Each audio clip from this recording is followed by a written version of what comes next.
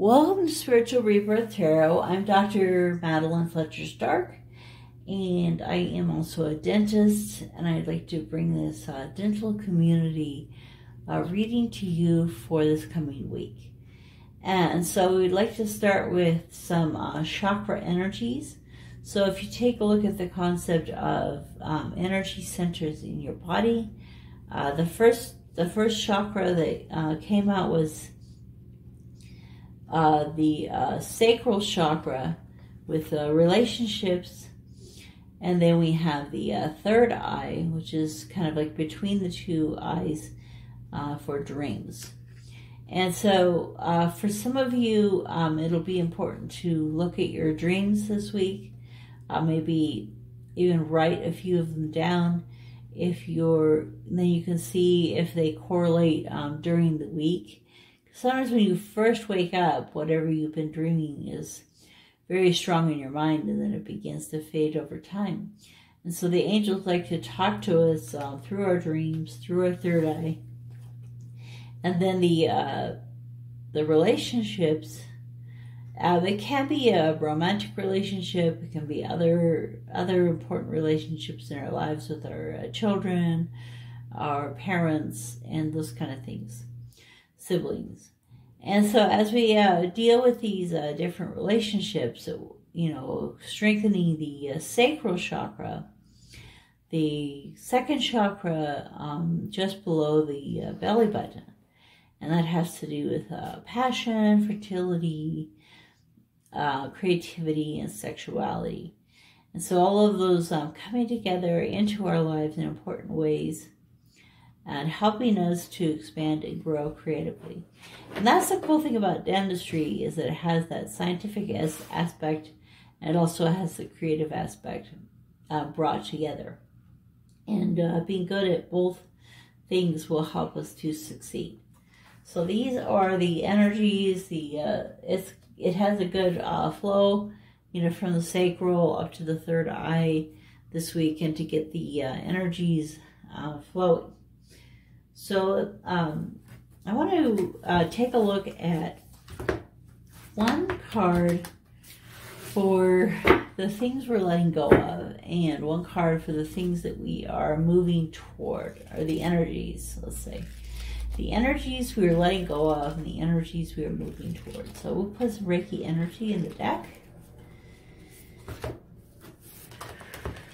And of course, before we begin, I always ask for divine guidance from the creator of all that is, our guides, source, all of those coming in to guide us. And we thank you for messages that are being brought to us for this week.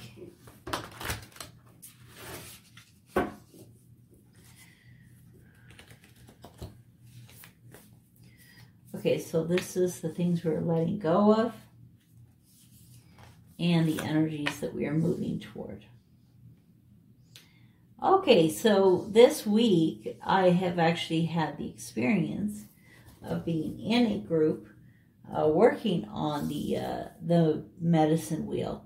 And the cool thing is that our guide through the shamanic medicine wheel is the Ascended Master, Mary Magdalene, and her, we could call it twin flame, or twin energy of Yeshua, or Jesus.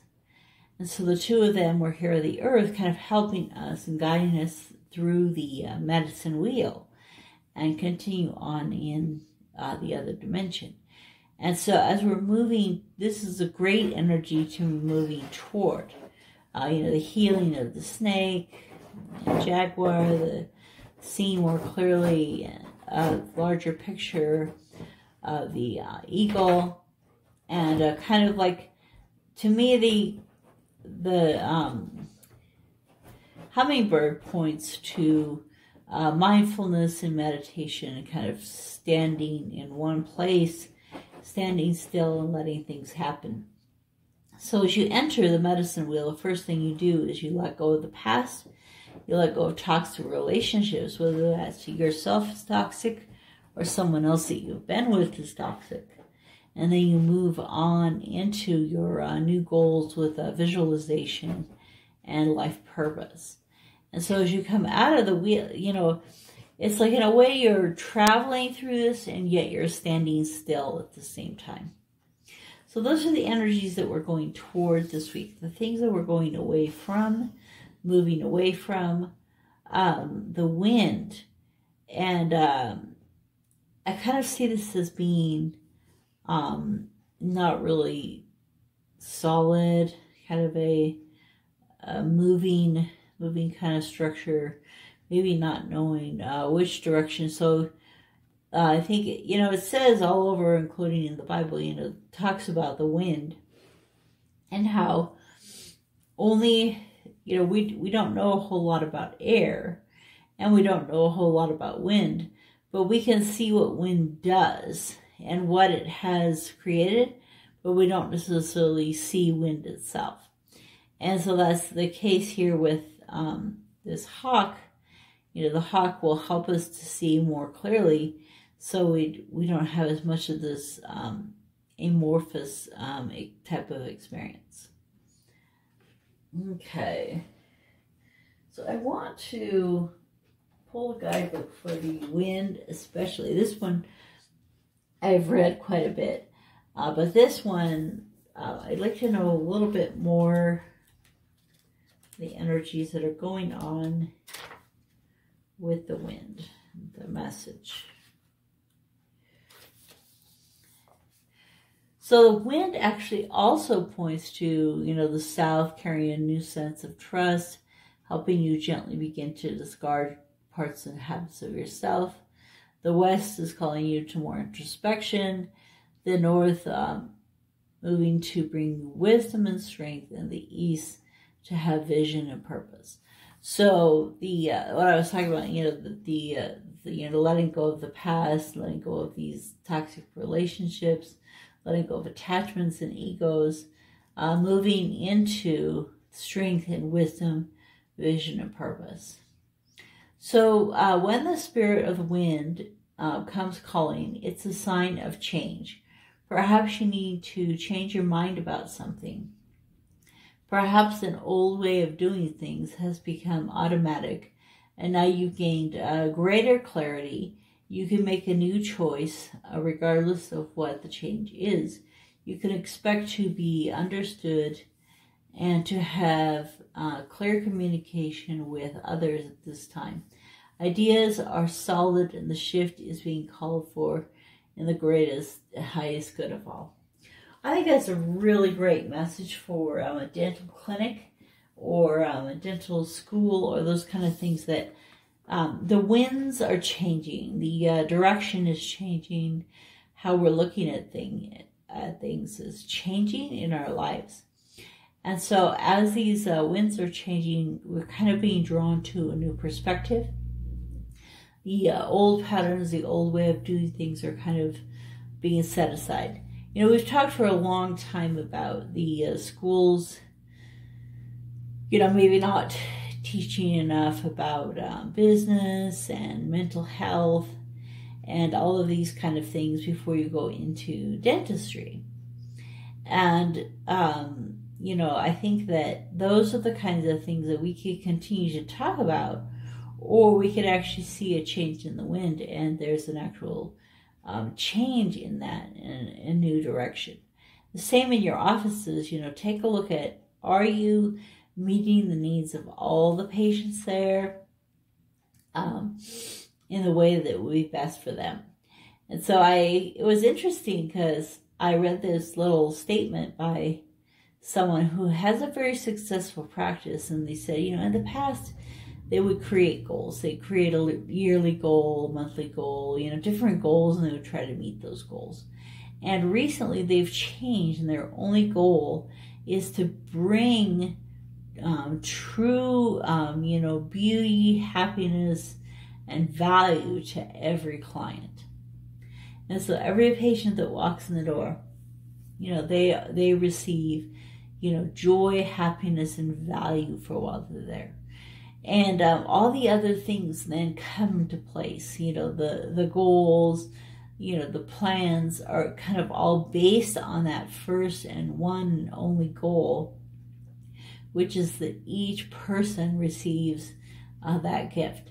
And so, you know, what we're letting go of is the old way of doing things, you know, just doing them always the same, the way we've always done things, and letting go of those and moving into this new healing pattern in our relationships, in our practices, in the communication in the community.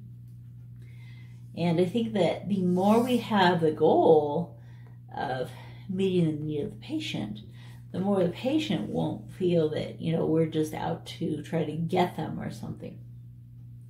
So I feel like this is, you know, in your personal life especially, you're being called to, you know, open this sacral chakra and third eye more in your life. And then in the dental community itself, the work environment, you know, we're kind of being called to release the old and step into the new energies. Okay, so let's take a look at some tarot. What I had this out for a reason. This is the Llewellyn deck. So we're going to put Reiki energy into the deck. So we'll get a couple cards for wind and a couple cards for medicine wheel. Alright, 4 cards please. 2 for wind, 2 for medicine wheel.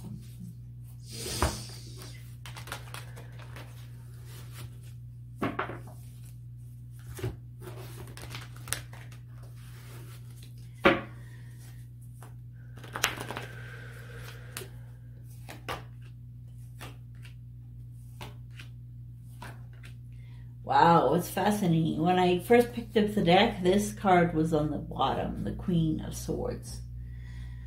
Okay, so, yeah, this is great. So as we are letting go, kind of finding a new perspective, letting go of the old patterns and the old ways of doing things, we're being given a gift of having, you know, an even better, a better practice, a better school, a better you know, experience within the community, and it's being offered to us as a gift, as this cup. And things can feel a little precarious. It's hard to know where to stand. But you know, instead of focusing on this storm, he's really focused on this gift that he's here to offer you, and accepting that, you know, it's going to take this strength. And this particular type of strength it's a self-discipline. It's the willingness and the ability to tame the lion, in this case it's you know, the lion's here on the horse, but you know, it's like this boar, you know, to tame the wild, basically, to tame the wild in you. And so this is also the Leo energy. So anyway, as the Page of Cups comes to offer you a gift, part of that gift is having this, you know, self-confidence, self-direction, self-love, self-esteem, but especially, you know, being able to be self-disciplined. And so, you know, looking the snake in the eye and not backing down, you know, looking things in the eye and not backing down, and, you know, moving forward with strength and clarity. And then it's also the number 8. So we have the 9 here, and we have the 8 here. We also have an 8 over here. So we're definitely being pointed to 8. So you might take a look at that as well. So, let me see. Yeah, 8 for the dreams as well. So 26 is 8 on 3. So, I'm thinking maybe the number 88 will help to guide you, if I'm directed toward that, to guide you here in this reading. All right, so then the medicine wheel, you know, the energies that we're moving toward, we have the Queen of Swords and the Fool. And so, you know, in the situations that you're in your practice, right now, more than ever, we're having to take this stance of, I'm just going to have to do it. I'm going to have to push forward and do the very best I can. You know, kind of like jumping into the unknown. And this is the energy, the air, this is Sagittarius, this is an air energy. And so they have a lot of fire because we have Leo and Sagittarius. So there's a lot of fire this week, a lot of potential passion. It also has to do with thinking, but in a positive way. And so the Queen of Swords could be several things. It could be that you have more clarity as you are jumping into the unknown, that you're able to start to see things more clearly. But it could also be that there's someone in your life who, they really care about you. They're concerned about you. They want your best good. And you have to look at that aspect because they have a tendency to be a little blunt and bold and strong in the way they kind of present themselves. So as you're moving into the future energies, the things you're moving toward, you can definitely see a forward motion that's related to jumping into and understanding more clarity of your situation. So it could be that you know, you kind of grasp this week a new concept, you know, creative concept that may even comes to you through your dreams and your angels, of how to accept this gift, this gift of, you know, understanding and wisdom and knowledge. And as you do that, you're going to be able to move into a new direction. And some people will think you're foolish, you're silly, but the Fool is also the zero. Is kind of, it's the beginning and it's the end of a cycle that you're going through, and that's kind of represents this wheel. You know, the beginning and the end of things that are going on. Okay, so I would like to end the reading with a couple of messages. One from the Whispers of Love Oracle. So this is some great direction for us. Some Reiki energy in the deck.